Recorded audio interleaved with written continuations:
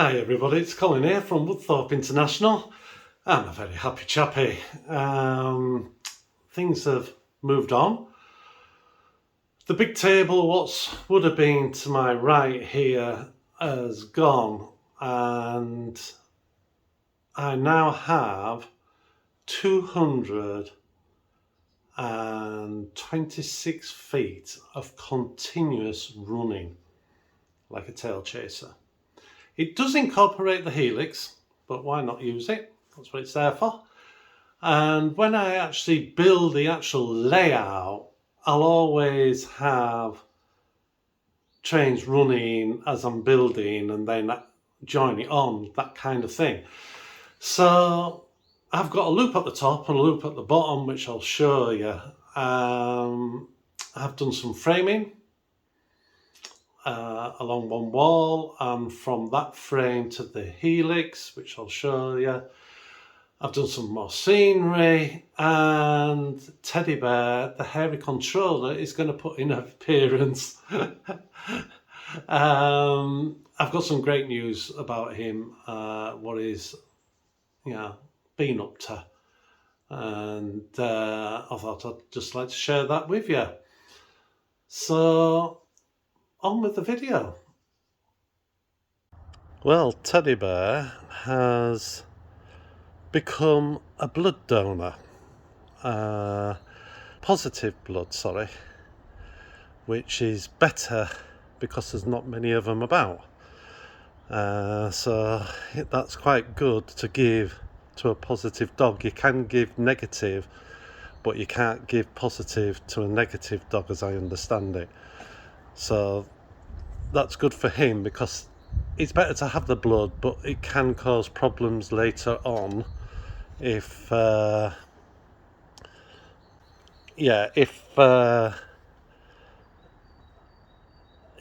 can later on in age, if they've had the wrong, the wrong blood, give them other problems, but might not. So for him, it's good that he's like that. And we're going to try his assistant as well. She's going to be tested this week to see if she can come a blood donor. And the other thing he's done his first visit to a nursing home. And the joy it brought people, everybody from the assistants to managers of the place, and the person in particular who went to see, and everybody else who were awake in the lounge, because some of them were asleep. And he was a superstar for his first go. He even had a blind person touch him, which doesn't sound special, but the special bit is didn't know where they were touching, and touched his eyes and near his mouth and in his ears, because they couldn't see, so they were being assisted. But when they let go to stroke, they move the hand too far, which is fine, but he has to put up with that. And there was a wheelchair being moved about, so it was great thing for him. So he's done his first, and hopefully many more. Like I said, just to see the people's faces, it just made it really. So I just thought I'd share that with what the hairy controller's been up to, not playing trains all the time. Well, this is the frame what I've done on this long wall here, going down there, and here is the piece of frame what goes off to the helix, and this is the top part of the loop.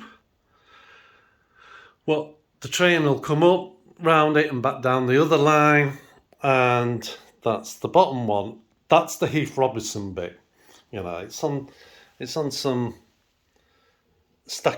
plastic stackers with my trains in, just to get the height. It's just temporary, as you can imagine, but it means I can just keep running them up and down. And like I say, I see when they come up here, and this part, because until I actually get the top on, I can always see this very top. So that's the frame. What I did do, just for, if I bend down, excuse me, I put 3 legs on. There's one on the other side.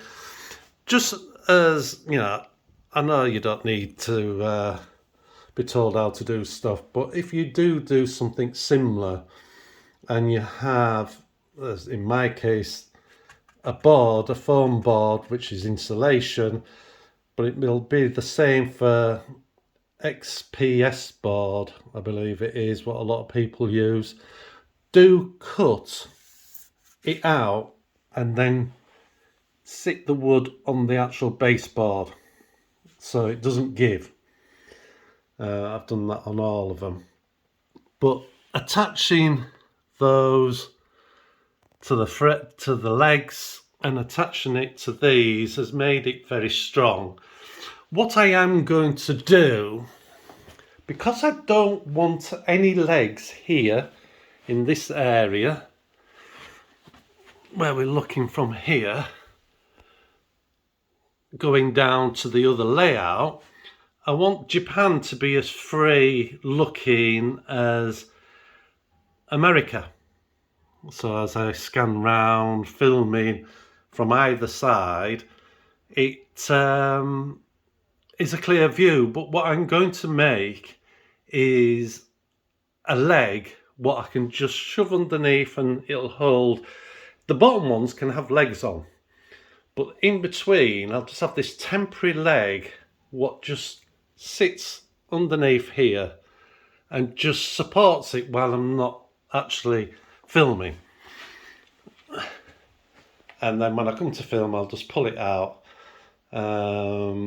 because it is strong, but there is a bit of give. And if I need to get up and put a bit of weight on of my own, you know, it'll stand my weight, but it'll sag a bit, so I don't want to do any damage. So the leg will just be temporary. So what have I been doing round here? Oh, I've got some grass. And I've put some more rocks on here because this is quite vertical. I've got a piece made for this area here, and then I'll continue the grass up.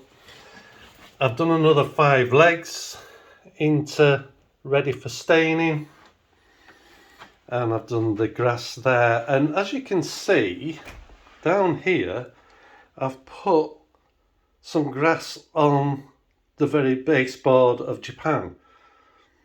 Now I cut that on a slope. Now talking about cutting insulation and XPS board, I don't know about how bad it gets, but insulation, this stuff, when you cut it, it's not dusty, but there's loads of bits and it makes a lot of static, so it sticks to you and you're forever picking it up and hoovering it. There are saws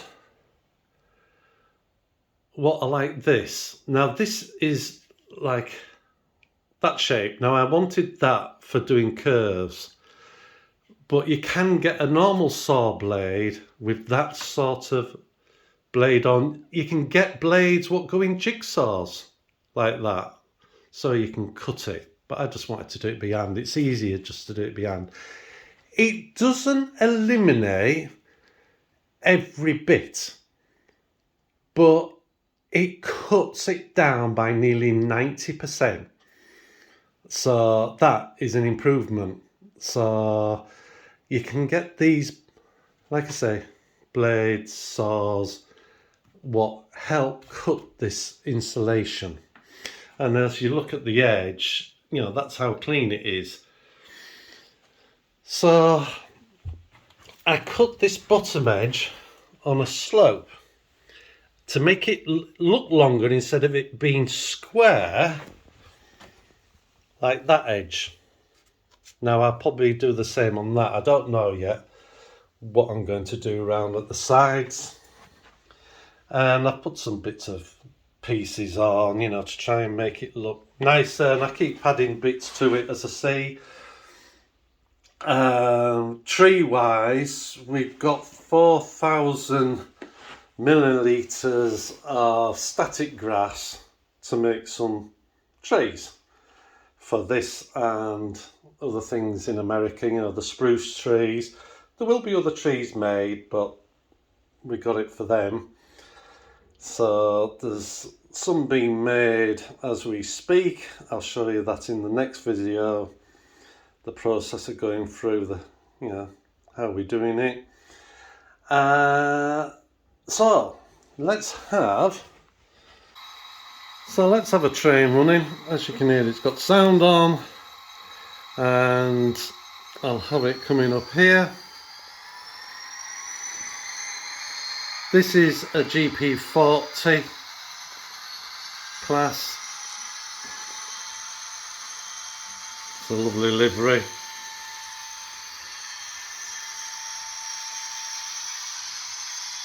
And like I say, it'll come up here. Let's get it going a bit faster.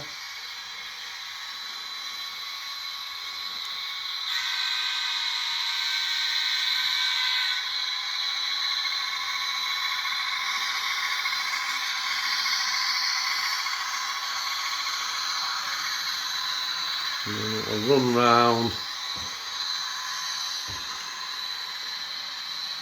The top bit, this is naturally where I can see at the top. That is quite a tight bend, tighter than what I would use normally, but that is the actual radius what the Glazier Express is going to run up the helix. That is a small length engine and it'll be fine on it, and the coaches are short, so that won't be a problem. And then that'll just continue down the helix.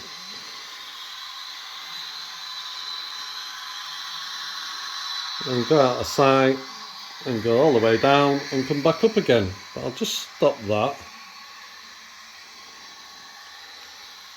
Stop it. Just see it going over there.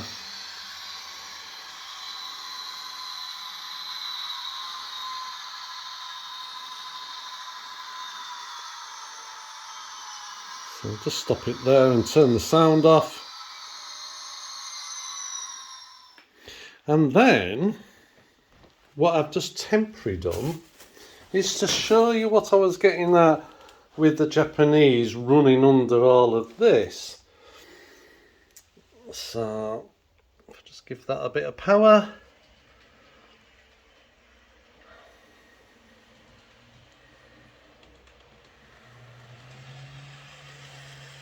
And this is an E851. And then all I can do is just run it to the end of there and back again. But that was just to show you that Japan will run round, like America is running round the trestle bridge here. Japan runs round this bit here and round and carry on its journey, instead of basically putting a small loop on here for it to come back on. At least it's another, you know, I think that adds up to about 16 foot roughly of track, extra track for taking it round the outside of the helix. So I'm pleased, not so bothered about the Japanese bit. I just put that on to show you what I was getting at. But having the helix used and the, you know, a loop round and back down. One thing I had to do when I originally wired it up, I wired it with the Kato joiners, which are on the rail joiners itself, and I put blue on the outside or the inside, sorry, white on the outside of the track, and same there, blue and white. But because now this is directional, is this helix and the other one, on the other plan, they could have been going up and down either, and they would have waited at the top for clearance through itrains or myself to go down the same line a train had come up. But now both these helixes and the small one is going to be directional, and because of that, if blue is on the inside there, when it goes all the way around, it comes to here. Now that doesn't mean I've gone, oh no, I'm going to have to take it all to bits to swap the wires. All I did, because you've seen this in the past, that is one, the outside, and that's the inside. And all I did was swap those two wires where it joins. So it comes in here, so blue's on the left, but when it goes up to there, blue goes to the right. So all of those now are opposite to them, but I didn't rewire where the track is connected up. I just didn't see the point where I could just change that. So I did that with that. So I'll show you what I've done with itrains now. Right, itrains, what have I been trying to do with it? When I actually made the plan on any rail, I put many different colours down. Like the green is for the wood yards and the inside. The blue colour is for the internal line circuit. The white line is the external circuit. The orange indicates where Europe either comes through to go to the fiddle yard or to come and run round Europe. And then the last colour, this burgundy colour, shows how the white line goes off to the fiddle yard and comes back in from the fiddle yard and joins back on the circuit. And then how it gets to the blue, it just travels on the white a bit and then changes over. Now, I like this generally to see the plan with the colour on. It gives me an idea of, where each line goes, than it just being a plain colour. Now, what I wanted to do, if we look at itrains, this is how the plan looks like. It's one colour and that is it. You can alter the background to a white, high, really bright background, and these white lines come grey.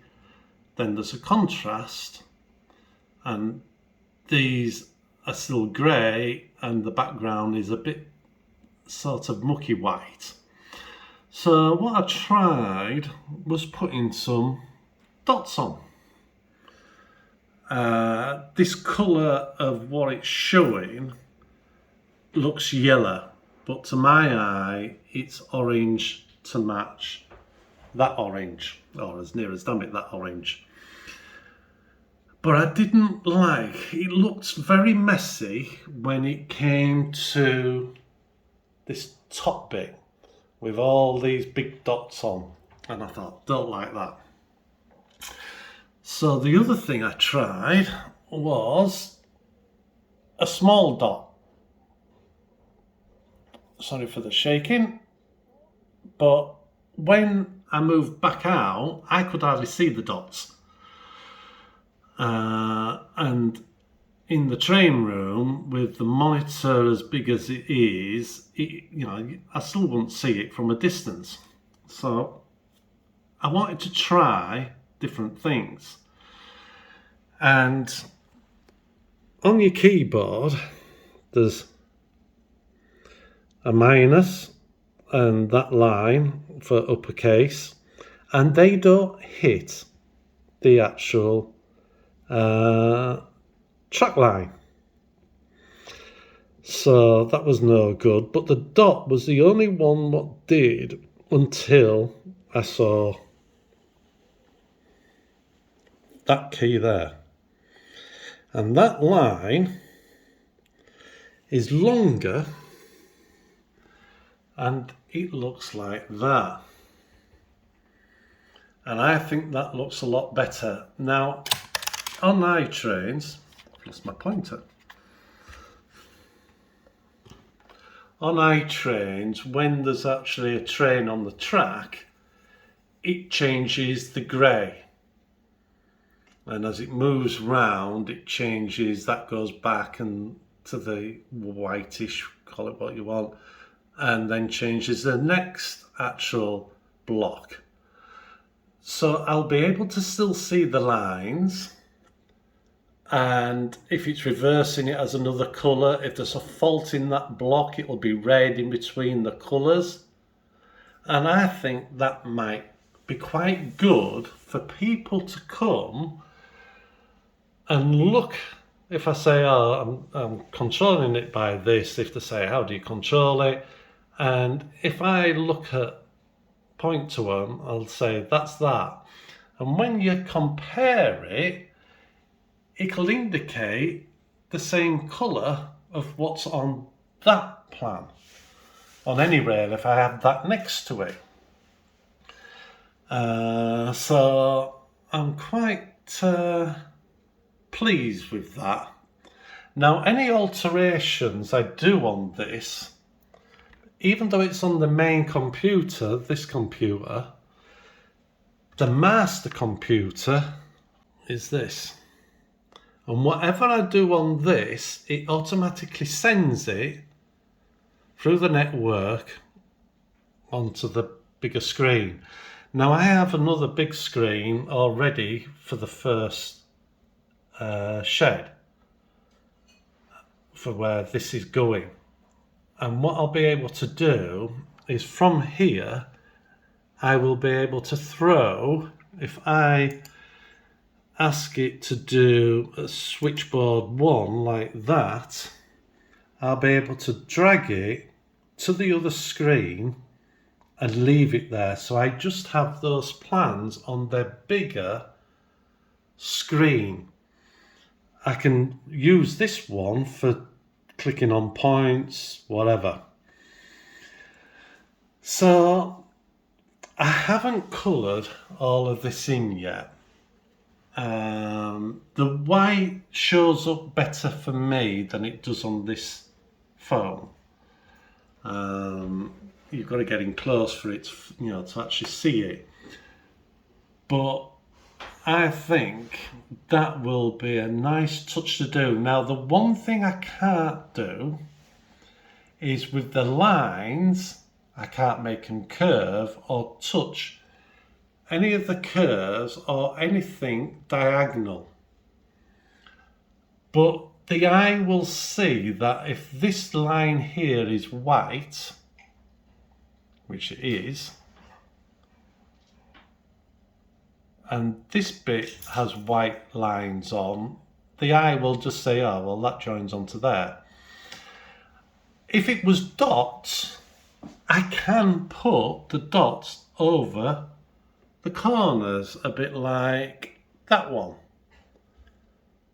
But the little dot, I can't get exactly over there as easy, so it looks like it's to one side. So it's not consistent, and I like things to be, right kind of thing. So all these will get changed to lines and I'll complete this, but I've actually completed the American plan on itrains. What I've now got to do is name all the feedbacks and all the track sensors, the measurements and stuff like that, but but I just think having some colour on the plan of itrains is just gonna be so much better for anybody to go, oh, that white line goes round there. Now I have to join this bit of track up because on here, as I showed you, this is an extra since I've drawn the plan on itrains, but I just need to put a point on there to there. And as it turns out, I have missed a join here to this track. If you look down there, down here, that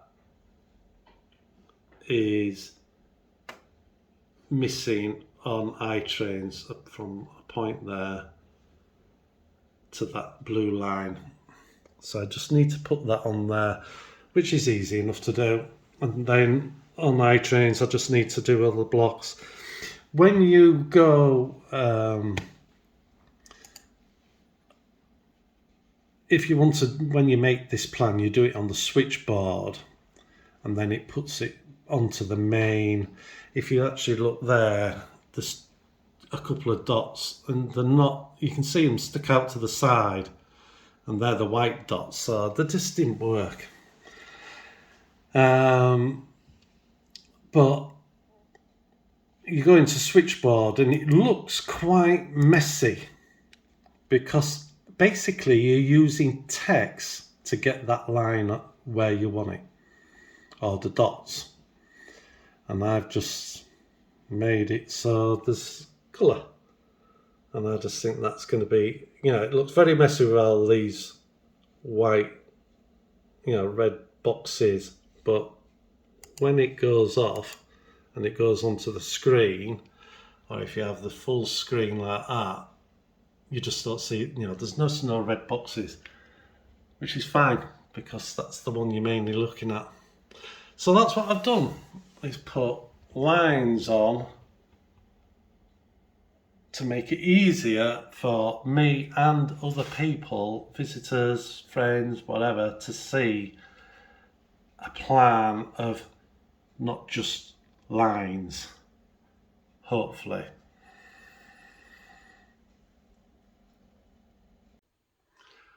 Well, I hope everybody enjoyed that.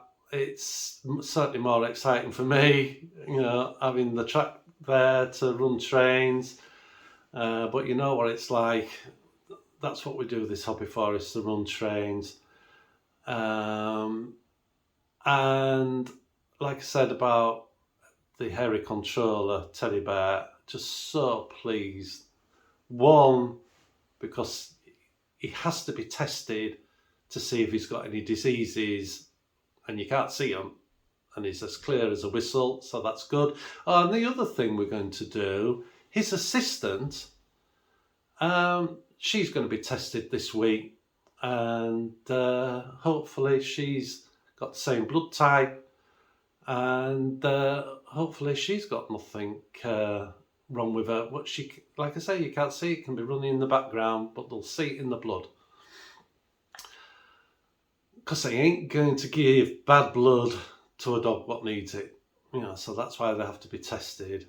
And Teddy Bear passed everything, he just was happy to go with them. He got shaved on his neck, and he just said, bring it on, basically. Thank you for watching, and I'll look forward to speaking to you in the next video. Bye for now. Bye.